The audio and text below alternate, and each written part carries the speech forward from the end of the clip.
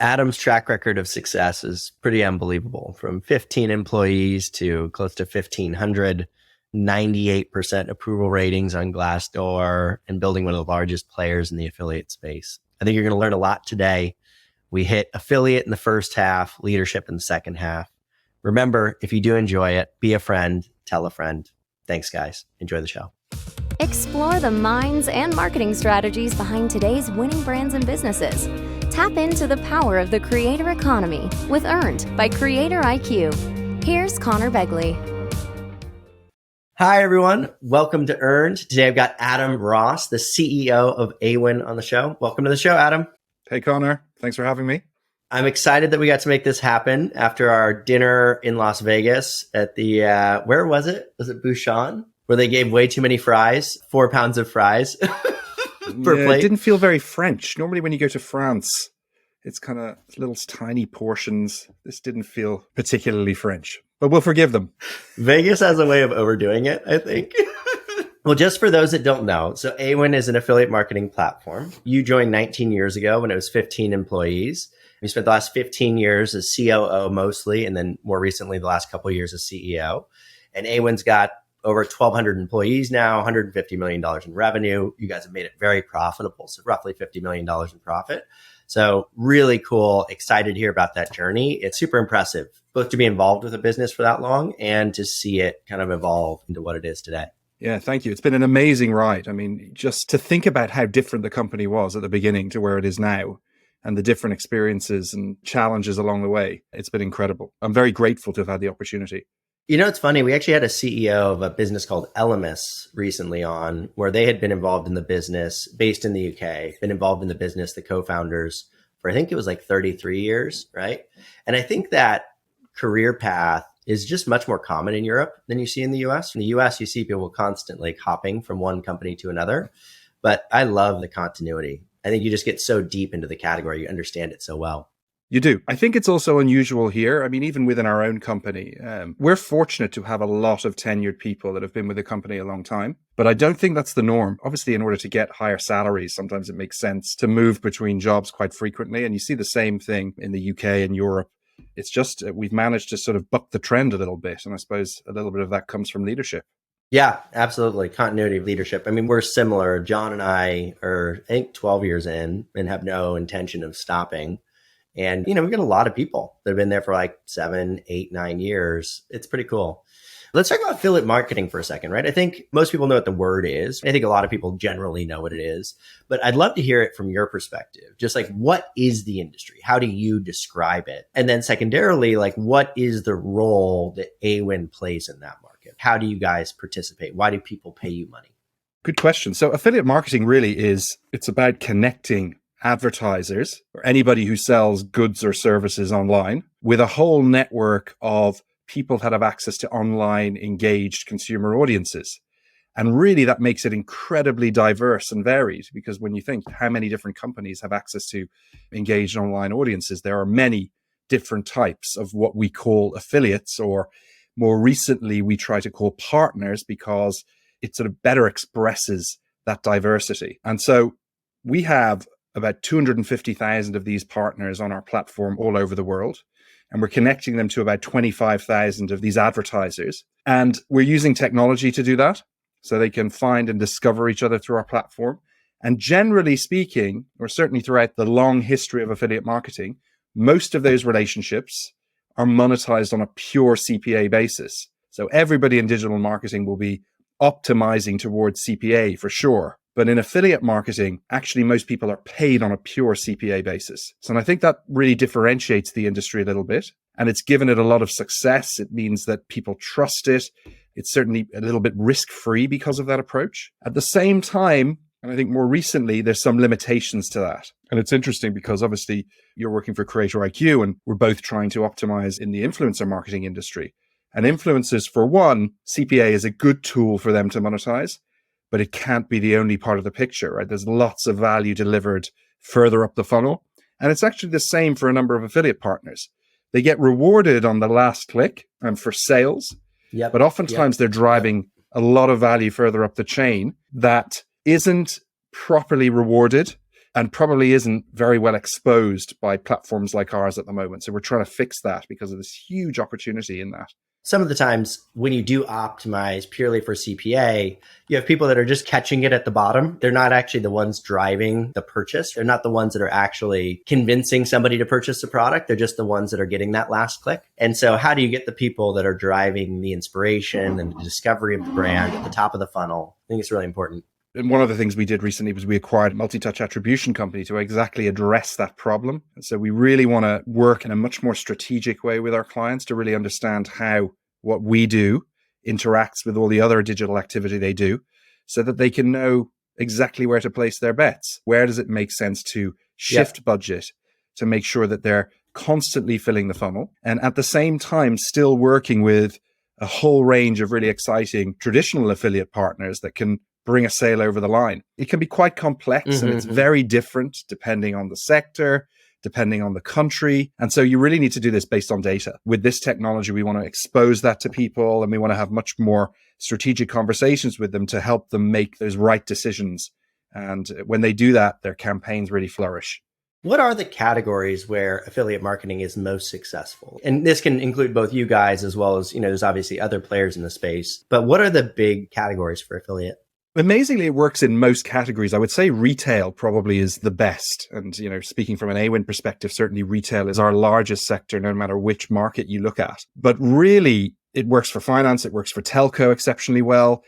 As I said, anybody that's selling goods or services online, provided they are digitally savvy, have a website that works really well, that converts customers well, then there's opportunity within affiliate marketing. Because really, within affiliate marketing, you can partner with any type of site, any type of service, anybody that has that engaged online audience. And so really that makes the potential quite limitless and that makes it a super exciting sector, as for the people that work in it. But also when times get tough or when, for example, during the pandemic, you see that sort of diversity come to the fore. When some sectors are suffering, other sectors flourish. And because we have this vast portfolio of clients, and I'm not just talking about Awin, I'm talking about the whole industry, you really see that benefit. There's always opportunity for advertisers in affiliate marketing and also for the publishers that have access to those audiences to promote those advertisers depending on what's going on in the market. One interesting anecdote I always like to tell about the pandemic is, so clearly there were some advertisers that suffered, particularly in the travel space. So travel took a huge dip during COVID.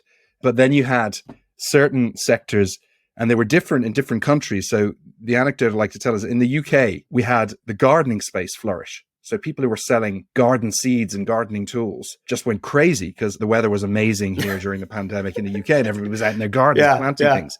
Now, in Germany, it was erotic stores that flourished during the pandemic. Oh my goodness. So that says a lot about what people in Germany do in their spare time and what people in the UK do in their spare time.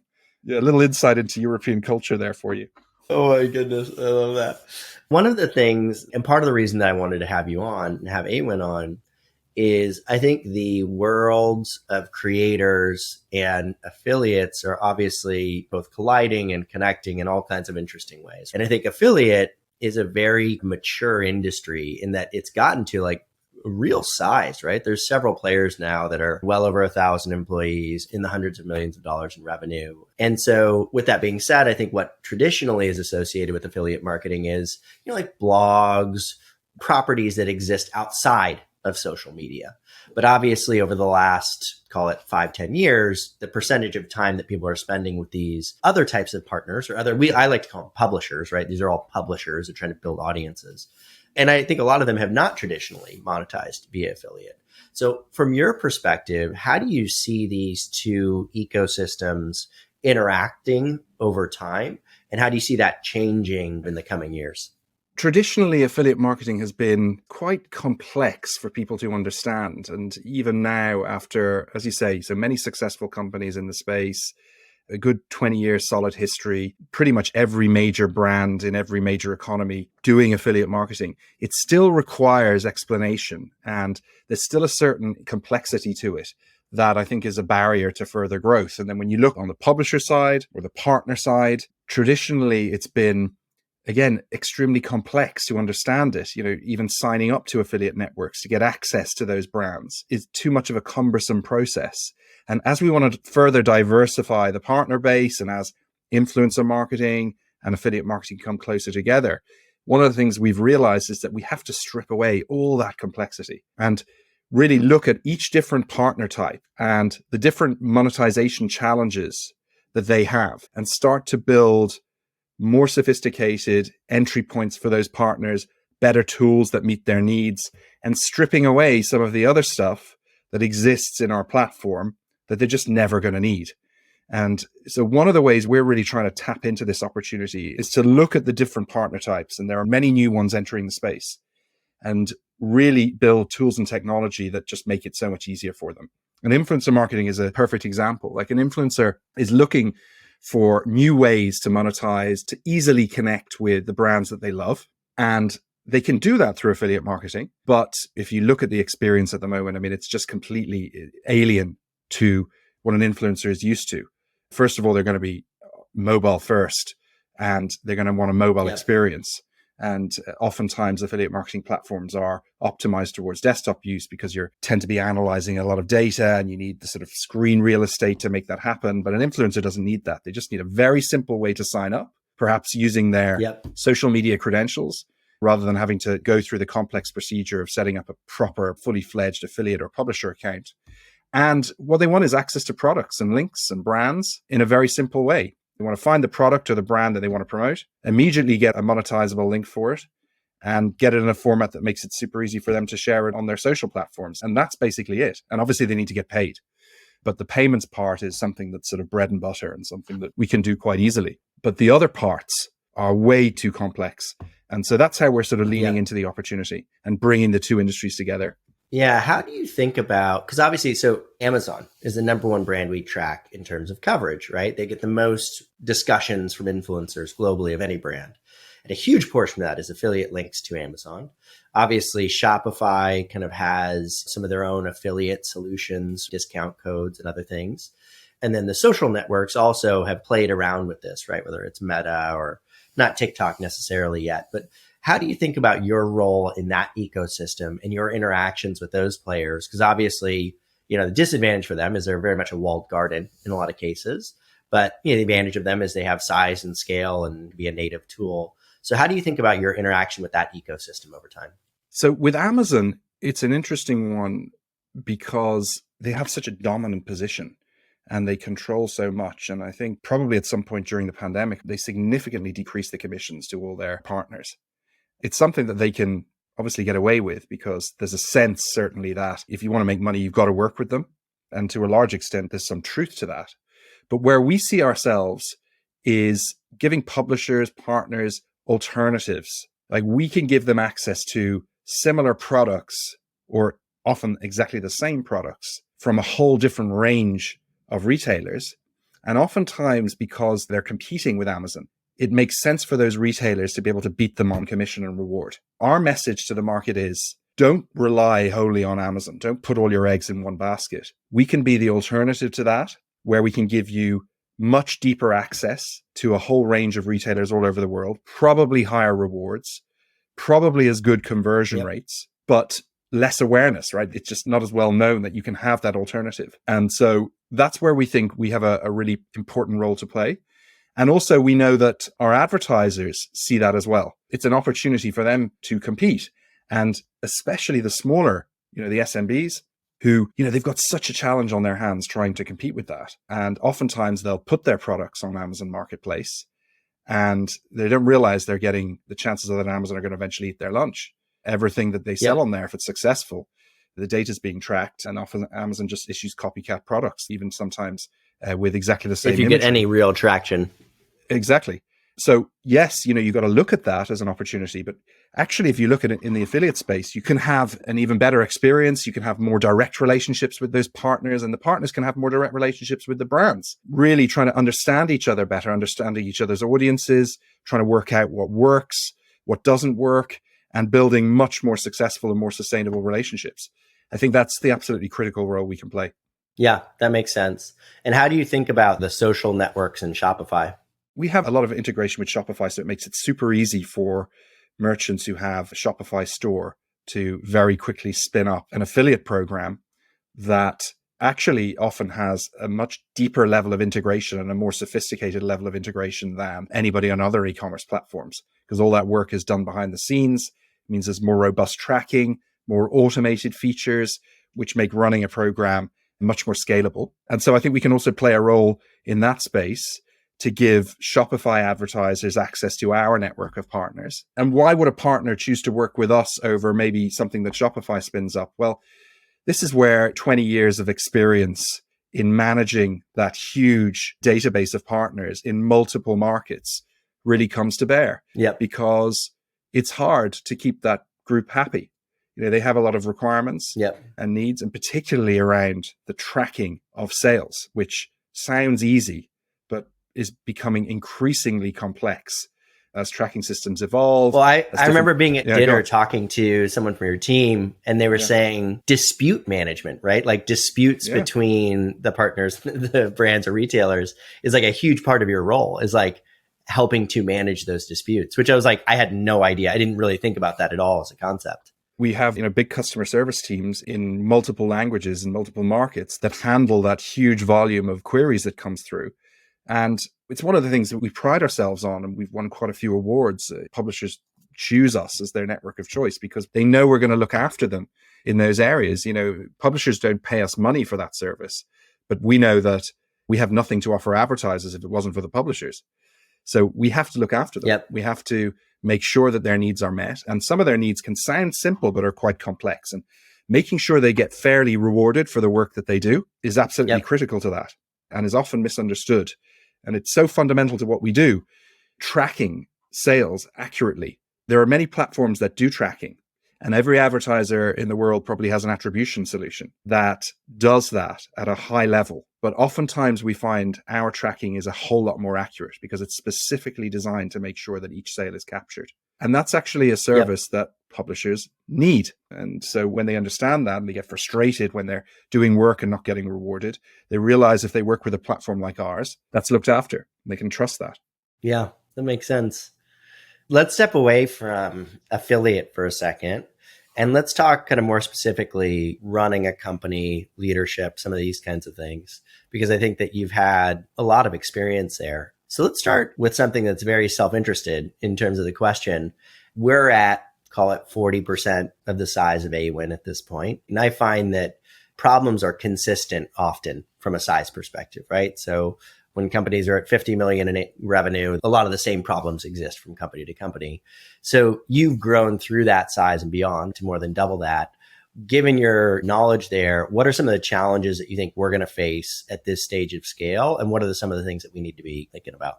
It's amazing sort of looking at the life cycle of how a company grows. And one of the things I say to a lot of startup businesses is you really got to value that time, because there's never a time like it. And you probably don't appreciate it when you're in it, where you have that true family spirit, because there's a small number of employees and everybody knows everybody else's business. And I mean, whether that's pure business or even personal. And that community feel that develops is so powerful, because what tends to happen as you reach a certain size is your ability to really understand everybody, what's going on in their business and what's going on in their lives, it just dissipates over time. And I don't know if you've read The Tipping Point by Malcolm Gladwell, where he talks about this actually. He talks about, I think the number he says is about 150. Once you sort of get over 150 people, your ability to understand everybody and know everybody it just goes. And that's when you start having to introduce processes and systems that make things more complex, because you need everybody to still have that awareness, know what the business strategy is, know what's going on, but you can't do it on a personal one-to-one level anymore. And so it becomes critical that you develop, ways to communicate, really effective ways to communicate, to make sure that your culture is understood, to make sure that the business initiatives are understood. And it becomes challenging. And then it becomes even more challenging when you start expanding beyond your home territory, or you make acquisitions and you're trying to bring different cultures into the mix and you're trying to work across different time zones. And so getting that part right as you move beyond, 150 people into many more people and in multiple different markets And making sure that you stay in touch with your employees and your employee engagement is something that you actively monitor and optimize for is really the key challenge that you find as the company grows. The other challenge, of course, is that it's a bit like, if you look at McDonald's, no matter where you go in the world, you get a Big Mac, it tastes exactly the same. And your challenge as a business scales is, well, how can you be sure that the service that you offer, that the product that you offer in all these multiple different markets is going to feel the same to the customer? And really sort of keeping that front of mind. It's so hard because ultimately there are people involved. You've got to find the right people. You've got to train the right people according to those, methods that you had that made you successful at the beginning. And then you've got to some degree, rely on them to deliver that service in the way that you want in multiple markets, in multiple jurisdictions. And it's an ongoing challenge that you have to keep focus on and probably never get perfectly right. But I think that's the biggest challenge to scaling that I can see. Yeah, there's a really cool company. I think it's called 3M. They do like Post-it notes. And they subscribe to this methodology really aggressively, right? The 150 person methodology. And there's a lot of studies on this where basically that's where groups start to naturally fracture once you get above that, right? They split kind of on their own. And so 3M, once a unit gets above 150 people, they split it. They force it to split. And I mean, they're massive in size. I think they've been profitable every year. They've run the business for 30 plus years of running the business and just been incredibly successful with that model. They also do, it's kind of crazy. They do like team-based determinations on compensation. So there's like a pool of compensation, and then the team decides how that pool gets distributed, and everybody has the same titles. So there's no official titles. It's a fascinating company that's taken that very much to the far end of the spectrum. That's brave. I think, it's like a science experiment. Absolutely. Very closely related to this is just the development of silos that happens as a company expands. Everybody's trying to do their best work. Everybody is, they've got their hearts in the right place and they become experts in a certain field and they build a team of experts in that field and they try and do what they think is right. But the truth is that if you're one company, each team can't have its own separate goals and ambitions. You've got to have a central set of goals and ambitions that each team plugs into and feeds off. And it can't be a superficial thing. And I'm not standing here saying that we've got this perfect either. It's a big challenge of ours as well, right? Setting the right goals, making sure that people, you can't set goals, of course, that people don't feel they've had a chance to input into, otherwise they'll never buy into them. And then having them cascade through the organization so that everybody feels a sense of ownership of them and that the different departments and the different experts in your company work together to make them a reality. It's such a frustration of mine when I see different departments or regions presenting and they're talking about something that we've solved somewhere else, or they're talking about something that they should be working so closely with the different central departments to solve, and they haven't done it. It's only going to grow because we're 1,400 people now. And last week, actually, I was in Sydney, Australia, where we have a really vibrant and growing operation. There you have the challenge of you're literally upside down. It's 11 hours time difference at the moment. So most communication is asynchronous, and getting that right is challenging. Everything takes much longer, but it's so important to do it because otherwise you just got so much duplicated effort and wasted work. It's so, we're, again, much smaller than you guys, right? I can only imagine how that multiplies over time. But it happens to us all the time still, right? Where it's like two groups are working on the same problem in opposite directions. And you're like, oh no. Or they're like doing something that's already been done. It's like, oh no, don't do that. Yeah. How did that? Actually, I think I'm curious about part of what kind of how Awin came together was through combination, right? Through acquisitions and different businesses coming together. One, tell me about those acquisitions. So what acquisitions and combinations have happened? And then two, we are likely to play the role of consolidator in the market, right? We've gotten to a certain size and scale within our category that we'll likely be buying new companies and integrating them into what we do. What would you recommend when thinking about kind of new acquisitions that you've observed increase your rate of success in doing it? So we have a lot of experience in this area. The company is full of these acquisitions across multiple different markets and cultures. I started in what was then Affiliate Window, which was a UK startup that became the dominant player in the UK market and was then acquired by what was called Xanox back then, which was a European equivalent. It was a continental European equivalent of what we were. And so the idea was, let's bring together the continental European dominant player and the UK player and build the biggest business in Europe in our category. And indeed, Xanox had been very acquisitive as well along its path. It acquired a company called First Coffee in France, which it merged. acquired another company in Benelux, which it merged. And then since then, during my tenure, we've acquired a company called ShareSale, which some of your US audience may be more familiar with, based in Chicago, which has been a hugely successful acquisition.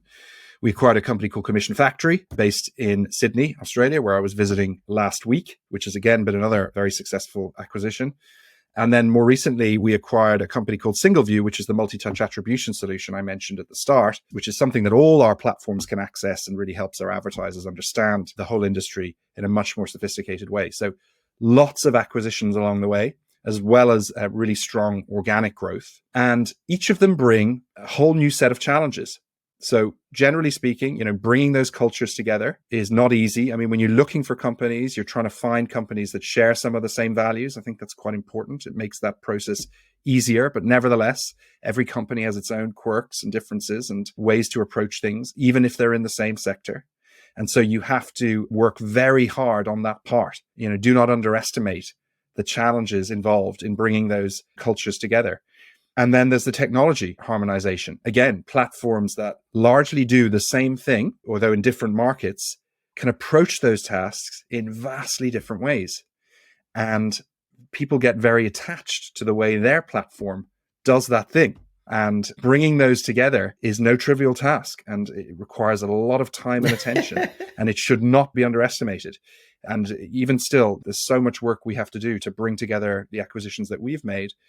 But we have been very successful in bringing acquisitions together in the past, which gives me a lot of confidence. And indeed, a lot of the people that are in very senior leadership positions at Awin came from those acquisitions. You bring in great talent, you bring in great ideas, great tech, as well as the very obvious one of, increasing your market presence wherever you make those deals. So it's a very exciting thing to do. It can be very rewarding, but it's also filled with pitfalls. And really, you can talk for hours about them. Yeah, I think bringing in talent is an interesting concept. It's obvious, right? But presumably when you're acquiring these businesses, you're often acquiring a founder-led company or a company that has been created by entrepreneurs. And in some ways, I can imagine, like I feel it with CreatorIQ, we've brought in entrepreneurs on both sides, and it's made the culture more entrepreneurial, which is tough to hire for, I think. There's just available talent. So I want to talk about probably the least sexy topic out of the topics we'll talk about, profitability. Although it depends upon who you are, right? If you're the CFO, maybe it's the sexiest topic. So I think one of the things that's happening within the US markets, particularly over the last year or two, as the technology sector has faced kind of more headwinds from a growth perspective, or the software sector, I should say. And you see this in the news. You've got Mark Zuckerberg out there, like this is the year of efficiency, right? You're seeing kind of significant reductions in team size for the purposes of becoming more profitable and efficient across almost every major software organization. And I think you guys were doing that well before it was in vogue. So you've increased your profitability dramatically over the last few years. What are some of the challenges associated with that? If you were a software entrepreneur or someone running a software company, how do you think about that balance of growth versus profitability? Or, I could hire 100 salespeople and grow faster, but that would impact my ability to be profitable. Talk to me about some of those challenges and how you think about that balance. It ebbs and flows with what's going on in the market. When times are good and cash is plentiful, being a more conservatively run company can sometimes feel a bit depressing, right? Because you can see a lot of startups or upstarts even coming into your industry, disrupting and spending a lot of money to do that. And that can sometimes make it feel hard to compete. And then the tide turns, the economy worsens, or you get into a period like you're in now, and you feel, hold on a sec, these were really good decisions. We feel good now. We feel very safe and secure. Obviously what's been going on the last few weeks with Silicon Valley Bank, and I think some of our competitors even affected, I can contact my CFO and say, right, is all our cash safe and secure? Of course it is, because we'll have definitely made the decision to bank with extremely large and robust banks. We'll have spread our cash very carefully, and we have that profitability to fall back on. It's really interesting to see this dynamic play out. And even in our conversations, how European businesses and US businesses really approach the market. It can be so vastly different. Finding the perfect balance is not easy. I mean, you could say, you look at us and we've been successful with that approach and we've grown profitability. Could we have been even more successful? Could we have been more aggressive if we'd have been able to take the shackles off? if we had been able to spend some vast amounts of money that we produce on a regular basis? Probably. But at the same time, it would have required more risk. It would have put more pressure on the business. And undoubtedly, some of those initiatives would have failed and we would have had to clean up after that. It's an ongoing, interesting debate. But I mean, look, what's true is, and I think sometimes the US market, and it really doesn't do itself enough justice or give itself enough credit. Some of the most incredible tech businesses in the world have come from the US and continue to dominate the landscape. And those businesses export to Europe as well. And it's very common for, of course, European businesses to do business with big US tech. They have to. But the same thing rarely happens the other way around. And there's a reason for that. There's a greater appetite for risk. There's more capital available. There's an understanding that you probably need to fail multiple times to build a business that's successful. Whereas in Europe, much more conservative, harder to get access to capital. It differs again in different European countries. I suppose the UK is a bit more like the US, but still miles away from it. And continental Europe is even more conservative. And that can be frustrating because tons of ideas, tons of ambitious people, but they can't get enough traction behind their businesses, or they have to demonstrate profitability probably before they're ready to do so. So tricky balance. As I say, I feel good now to be in a position of profitability. But by the way, it never stops. You know, we can have an exceptionally high EBITDA margin and our shareholders still want more. And so the drive for profitability never ends. And so it feels good right now. But, you know, a few years ago, when I would have liked to have maybe been a bit more bold in the market, we have to sort of hold back and be more careful. Well, I've got two more questions. The first question is, so when I was young, I told my mom that when I grew up, I either wanted to be a clown or the CEO of Microsoft, right? Those are my career ambitions. And so I like to think that today I'm some kind of blend of those two things, I suppose. So you became CEO a little over 2 years ago after being COO for 13 years. I'd love to understand what's different about the CEO role versus the COO role. How has that changed? And then secondarily, your approval ratings on Glassdoor are off the charts. So you've got 98% CEO approval ratings. 95% of the employees would recommend Awin to a friend. What do you think has helped you guys create such a positive culture for the employees at the company? Okay, so the first part of the question, what's the difference between COO and CEO? It's actually, I didn't anticipate this, but it's remarkably different. Right? The COO, or what we actually evolved the role at my successor, we've called Chief Customer Officer. It's an incredible role. It's very connected to so many areas of the business. It's responsible for the largest number of employees across the company. So you're dealing with a lot, you know a lot, you're very much on the pulse of the business. So it can be quite exciting and dynamic. When you move into CEO, it's interesting because you're responsible for everything, but you're directly responsible for nothing, if that makes sense. You have to have a sort of high level knowledge of everything and be aware that ultimately if things mess up, that it's on you, even though you might not directly be involved in all of those things. And the other amazing aspect of it is the context switching. So throughout the course of a day, you can be involved in such a variety of different discussions and meetings, whether it's client focused or you're dealing with a complaint from a small customer, or you're in a finance meeting, or you're dealing with the shareholders, or you're doing a podcast like this, or another type of media interview. And all this can happen in the space of a few hours.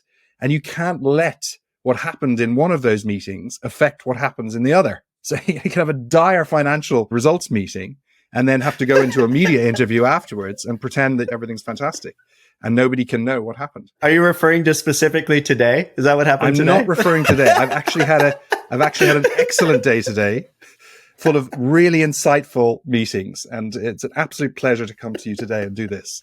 So none of that has happened today. But this kind of stuff goes on all the time. That's the most remarkable thing. And it's, I'm not expecting anybody to get out their violins. And it's often said, and it's a bit of a cliche, it's lonely, but it really can be. As I say, you're responsible for everything. And oftentimes there aren't people that can share that with you. And really they shouldn't, that's on you. You're managing this way, that way, upwards, downwards, all the time. And that can be quite challenging, but it's also hugely exciting. I mean, it's a great privilege to be the CEO of a company like this, to have, all those people working so hard for the cause, to set the agenda. As I said, it's a great privilege. It's a great honor, and I wouldn't change it. And then the second part of your question was about the culture and the approval ratings. This comes from really engaging meaningfully with employees. You can stick it on the wall that you're a culture first company, but you have to really mean it. And that's about understanding the needs and the frustrations and what's going on with your employee base. So we do regular employee pulse surveys. We're regularly communicating with all our people as much as we possibly can, especially throughout moments of change. And I would say that in the past, the tendency was to try and make those group meetings super positive all the time. Only talk about the good things that are going on. People see through that. I think what's needed, especially in today's economy, is honesty and transparency. Talk to people about the challenges that exist running a company this size, some of the difficult decisions that have to be made, some of the vested interests that you have to meet, and explain those to people in an honest way. Spend time with people, take the time to visit people. Like I keep mentioning Sydney last week, it's because of the jet lag. It's all I can think about. But we spent a week in Australia, not an easy thing to do. You're 2 days in the air for 2 or 3 days on the ground, very intense. But to sit with people, to look into their eyes, to understand their problems, to help them with some of the challenges that they face, there's nothing that can replace that. And I think if you invest that time, you spend that time, then people enjoy working for you. You get good ratings. And the other thing, which would be amiss for me not to say, is we've been quite pioneering in introducing what we call Flexi Week, which is effectively a 4-day work week for all our staff. They get paid for 5 days, they work for 4 days, and it's something we introduced to restore a bit of work-life balance for people. It's incredibly intense working for us. We have hugely ambitious plans, and we were seeing people getting burnt out. So we've given them the one thing that they really can't get anywhere else. We've given them back time to be with their families, time to explore things outside of work, so that when they do work, they're bringing their absolutely best selves. They're bringing 100% to it. And we've seen incredible results from that, from better employee retention, better ratings, and including productivity measures, either productivity the same or more than it was before. So it really proves that if you respect people in that way and you give them that balance in their lives, they pay it back to you in spades. Yeah, to reinforce your observations, we do pulse surveys as well. And I think one of the things, so prior to being acquired, we went through a very difficult period as Tribe. We'd been doubling. We lost access to Instagram data due to the Cambridge Analytica scandal. They shut off their API, which was critically important to us. Lost a ton of clients, went from doubling to, and then made some changes in terms of how we targeted clients. And we were tight on cash. We were incredibly transparent with the team, which again, scared a few people, right? We lost a few people, but then the people that stayed just built an incredible amount of trust and camaraderie around that, like, hey, we're going to figure this out, et cetera, and did. Most of that team is still here. And then we came to CreatorIQ, we started surveying people and we found like, we want to hear the bad stuff. We don't want to just hear the good stuff. And we started investing in that. It made a big difference. And then we also had, prior to that, during the pandemic, introduced every other Friday off. So we didn't do 4 days. We didn't go as far as you guys, but every other week we did a 4-day work week because we also saw our people getting burnt out because, they were at home. All they were doing was working all day, and CreatorIQ adopted that as well. And it's been game changing, right? And so huge fan of those policies. I really appreciate you taking out the time and calling me from across the pond. Excited to continue to get to know each other better. And congrats again on all the success. It's really impressive to see. It's a pleasure. It's been great talking. And I'm sure we're going to have lots more chats as we further develop the relationship between CreatorIQ and Awin. Absolutely. All right. Bye, Adam. Bye-bye. Be a friend, tell a friend, and subscribe. Earned by CreatorIQ. CreatorIQ is your all-in-one solution to grow, manage, scale, and measure your influencer marketing program. Ready to unlock the power of the creator economy? Get started with a demo today at CreatorIQ.com.